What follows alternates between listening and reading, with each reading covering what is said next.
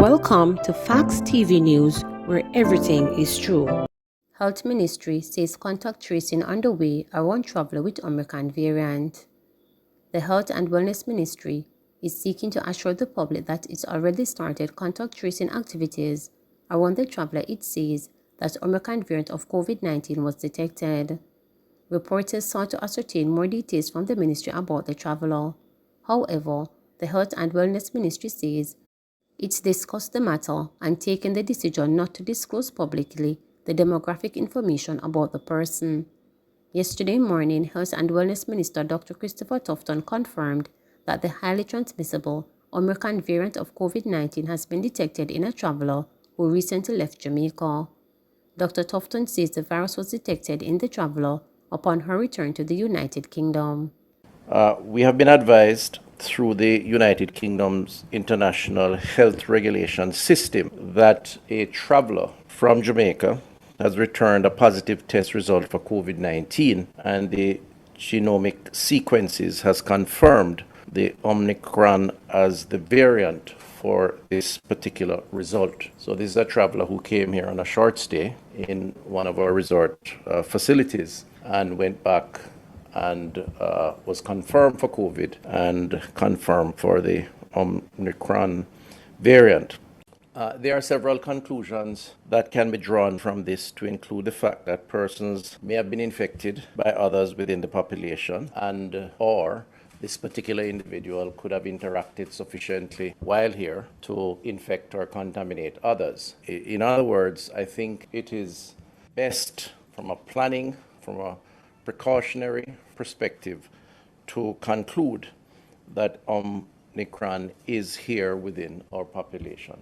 So of the 76 positives of that 1,100 that were identified, these 76 represent, as said earlier, one of the largest reporting of imported cases in the country since the start of the pandemic. Omicron, as we understand it, is spread more easily than the original SARS-CoV-2 virus. The conclusion again here is that there is sufficient indicators to confirm that we have to be particularly careful about the possibility of this highly contagious variant strain of the COVID-19 virus being in the population, and once here moving from one person to the next. Plans in place to resume face-to-face learning, Education Ministry. Education Minister Favour Williams says plans are still in place to resume face-to-face learning next month, despite a looming fourth wave of the COVID-19 virus. This follows news that a traveller who visited Jamaica and returned to the UK tested positive for the Omicron variant of COVID-19. Health and Wellness Minister Dr. Christopher Tufton made the disclosure yesterday morning. According to Mrs. Williams, news that the Omicron virus could be present on the island is an added complication in resuming face-to-face classes. However, she says plans are still in place to proceed with returning the nation's children to the classroom.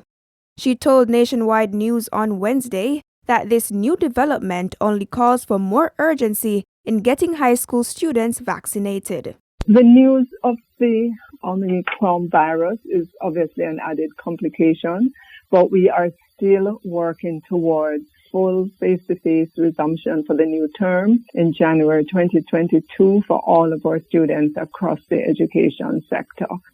So with this news of this virus, the new variant, it is even more urgent for our students in our high schools who can be vaccinated to do so. She noted that according to the Ministry of Health and Wellness's figures, 140,600 high school students have at least one dose of the COVID-19 vaccine. That represents, when you do the figures, some 72% of the high school population. And if you drill down a little bit more, we have 64,246 of our students who are fully vaccinated, representing 31% of the high school population. And so you can see by these figures that if our students with the one dose return and get their second, then nationally our high schools would be over 70%. In the meantime, opposition spokesperson on education, Dr. Angela Brown Burke, agrees with the minister in moving forward with the resumption of face-to-face learning. However, she emphasized that it must be done in a responsible manner. We have to make sure that as we return, it is done in a safe manner, that there are certain protocols followed at school. We spoke about ensuring that there's some kind of testing available to children as they go out to school, that there's a discussion between parents and students as well about what to look for, what are the signs, and so on. And the social distancing, making sure that in the classrooms, whether we have the windows open, doors open, so that the air can be circulated and so on. And I believe that what we have to do is kind of watch it. According to the World Health Organization, the Omicron coronavirus variant is now present in 57 countries. Tourism Ministry remaining cautious of potential threat Omicron variant may pose to arrivals. Tourism Minister Edmund Bartlett says the ministry remains cautious regarding the threat posed by the Omicron variant to tourism arrival in Jamaica. According to the Tourism Ministry, more than 25,000 passengers arrived on over 159 flights at the Sangster International Airport in Montego Bay. Minister Bartlett says the ministry remains ready to pivot in case of a fourth wave. Omicron is a threat, as are the earlier variants that we have had, and we continue to manage on the basis that there are going to be more variants. And the way in which the market is also responding is reflective of this. So far, we haven't seen any major shift. There have been some level of jitters, yes, but we haven't seen any major shift to change significantly our perspective on it at this time. But we're being cautious because we're managing an uncertainty, and we have to also be ready and willing to pivot and to adapt in relation to what the new variants are going to be. Jamaica has managed its COVID protocols and have kept reasonably low levels, both of infection, of death, and hospitalization. But most importantly, the record of the performance of our resilient corridor, where the infection levels for international visitors is less than 1%. Those combined have given a sense of confidence in the market and in destination Jamaica. There are still elements of the stakeholdership that would fall in the group we call the induced and support groups.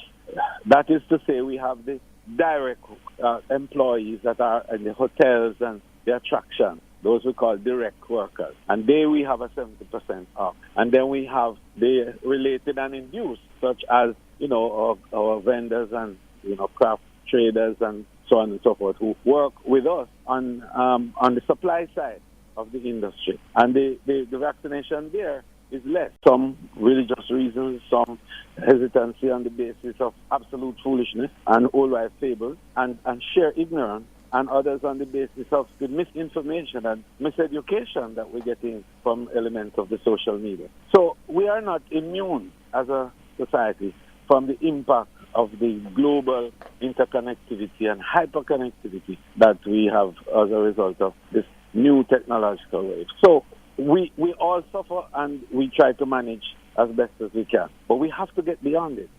Small Business Association urges government not to panic and impose tighter COVID-19 restrictions due to Omicron detection in Jamaica. The Small Business Association of Jamaica, SBAJ, is urging the government not to panic and impose any tighter restrictions amid news that the feared Omicron variant may be present on the island. President of the SBAJ, Michael Leakey, says his members are optimistic about an uptick in commercial activities this season and going forward. He says that's especially true to those in the wholesale and retail sector. For the Christmas so far, although the sales has been pretty low, we're seeing a little uptick going into the Christmas season. We're cautiously optimistic, but somewhat optimistic that it's going to get better closer we come to Christmas and also for the new year. So we're looking at a better 22 than 21. With regard to the new virus that is here and the new strain, we do not want the government to panic nor the Ministry of Health and cause another lockdown. Based on the fact that we are seeing good reception in terms of our customers, we are getting better sales based on a longer opening hours. So already the challenge is here. We have seen interest rate going up. We really do not want to see we have a negative response to the variant for us to have shorter working hours, because the small business sector cannot survive on another closure. Church leaders encourage members to be mindful of the threats of COVID-19. The Jamaica Council of Churches is urging churchgoers this season not to be careless, but instead to be mindful of the persistent threats of COVID-19.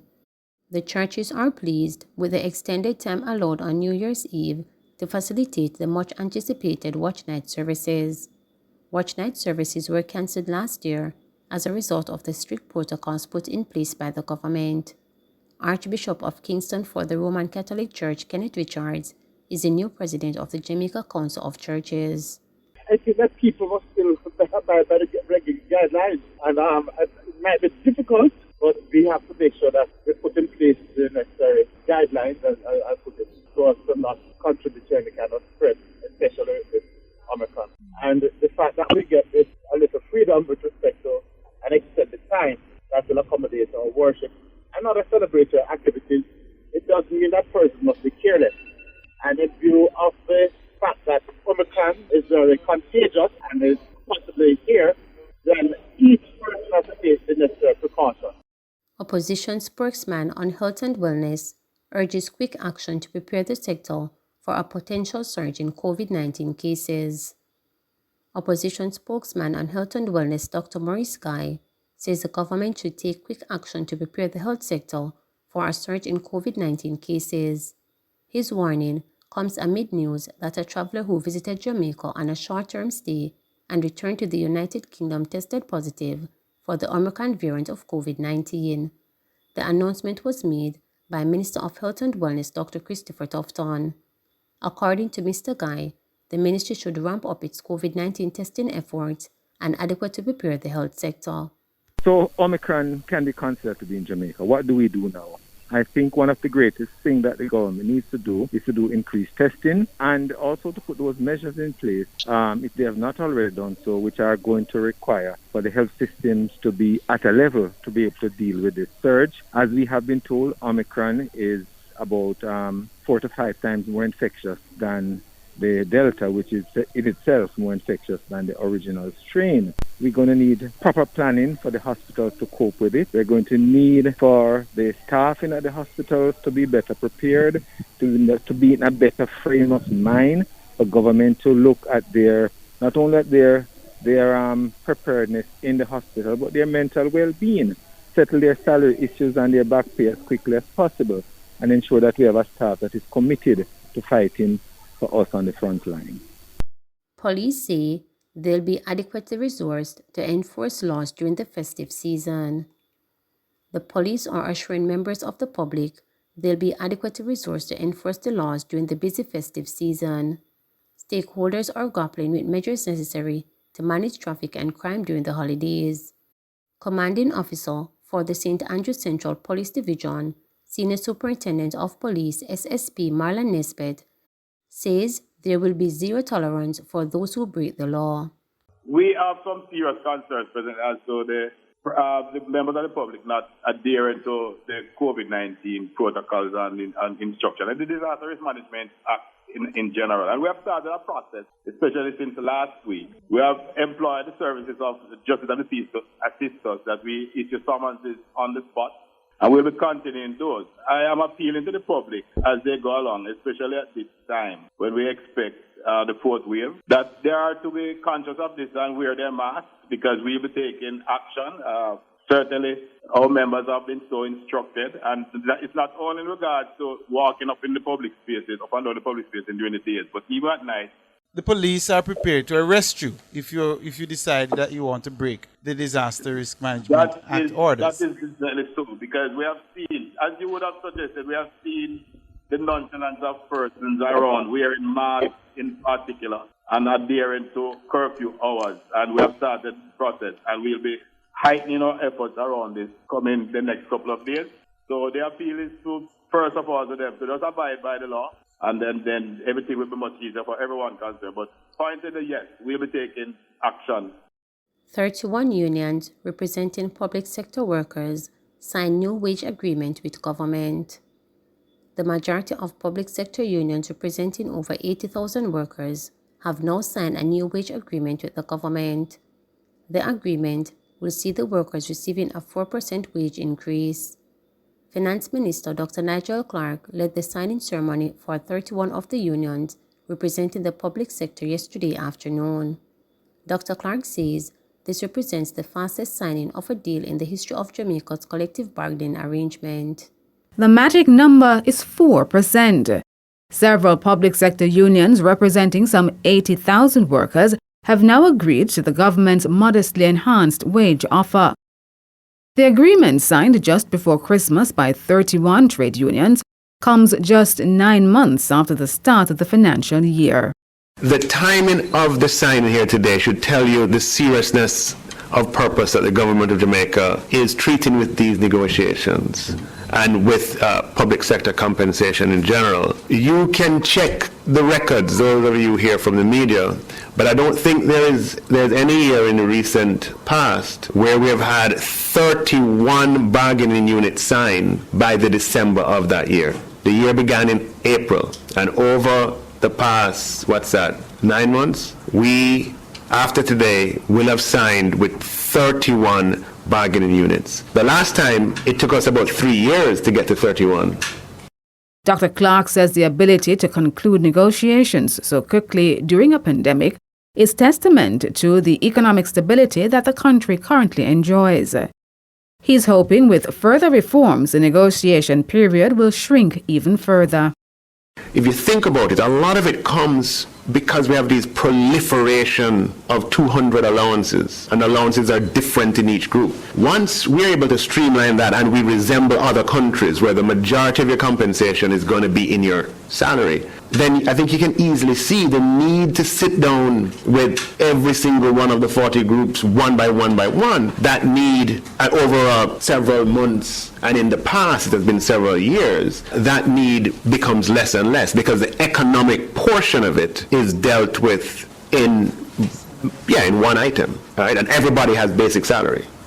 Among the groups which have signed on are the Nurses Association of Jamaica, the Jamaica Medical Doctors Association, and the Jamaica Confederation of Trade Unions. This represents the lion's share of public sector workers. Dr. Clark says he hopes this number will increase in short order. He says this will allow for the government to now move forward with compensation review with the hope of simplifying the payment of allowances and other emoluments currently provided to civil servants. The compensation review is the next stop. Now that we have gotten to 80,000 and we expect that number to increase hopefully even further shortly, our attention will turn to putting in place the steps that can allow for the beginning of the implementation of the compensation review. Please remember to subscribe, like, share, and click the notification bell for daily updates.